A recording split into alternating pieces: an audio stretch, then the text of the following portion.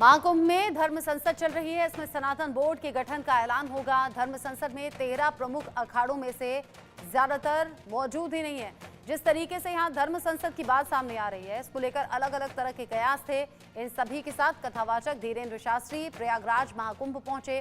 धीरेन्द्र शास्त्री ने फिल्म अभिनेत्री ममता कुलकर्णी को महाकुंभ में महामंडलेश्वर की पदवी दिए जाने पर नाराजगी जताई। व्यंग्य करते हुए उन्होंने कहा कि हम खुद आज तक महामंडलेश्वर नहीं बन पाए हैं।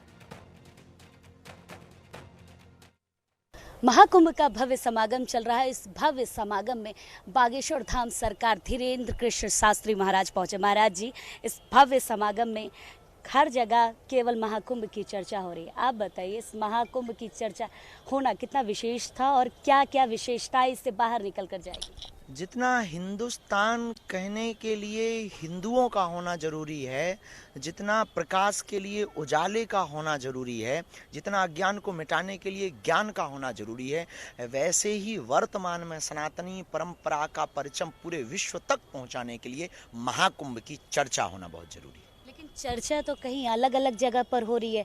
कहीं पर वायरल लोगों की चर्चा हो रही है, कहीं पर विरोधी चर्चा कर रहे हैं कि यहाँ व्यवस्थाएं नहीं है।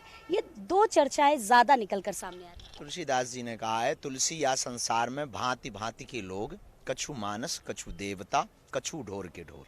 तो ये सब प्रकार के लोग आते हैं और सब प्रकार की चर्चाएं होती हैं। ये इसीलिए तो महाकुंभ है, जहां सबका समावेश हो सके। संगम का मतलब क्या? जिसमें सब एक हो जाएं, समत्व हो जाएं, एकत्व हो जाएं, यही संगम है। तो अगर वायरल वालों की चर्चा हो रही या फिर व्यवस्था पर चर्चा हो रही तो ठीक हो रही। कम से कम इस बहाने वो संगम की बात तो कर रहे हैं, उनके अपवित्र मुंह से पवित्र बातें तो निकल रही हैं। इससे भी उनका कल्याण हो जाएगा। बिल्कुल कल्याण हो जाए। अभी अखिलेश यादव भी आज आए हुए हैं और वो डायरेक्ट जा रहे हैं पुष्पांजलि करने, क्योंकि उनके पिताजी की मूर्ति लगाई गई है। इससे पहले वो जब स्नान करने हरिद्वार गए थे, तब भी वो लगातार कह रहे थे कि महाकुंभ में किसी तरीके की व्यवस्था नहीं है। वो खुद आ गए इस महाकुंभ में।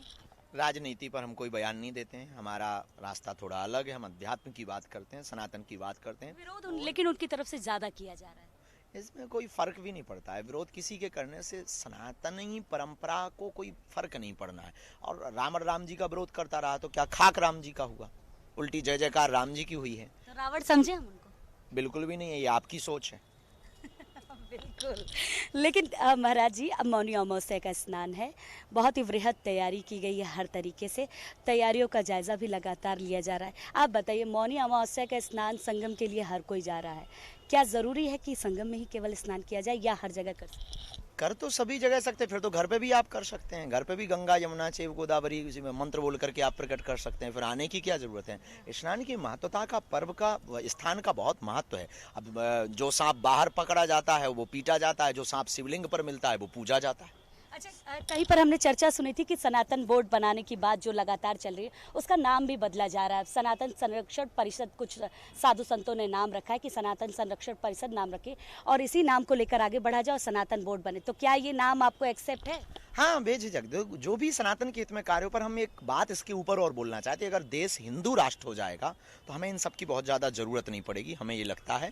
और हिंदू राष्ट्र सर्वोत्तम एक विकल्प है इस देश की सनातनीय परंपरा, हिंदुत्व और हिंदुस्तान को बचाने का। क्योंकि बैंक अपने बाप का होगा तो एटीएम की ज़रूरत नहीं। बिल्कुल। अच्छा, एक और सवाल आपसे करना चाहूँगी, क्योंकि इतना बड़ा सनातन बोर्ड का गठन करने के लिए तैयारी चल रही है, धर्म संसद चलाई जा रही है। आप भी धर्म संसद में प्रतिभाग लेंगे, मुद्दे उठाएंगे, लेकिन हमने देखा है इस महाकुंभ में एक धर्म संसद नहीं, कई धर्म संसद चल रही है। क्या ये सारे लोग एक साथ धर्म संसद नहीं कर सकते?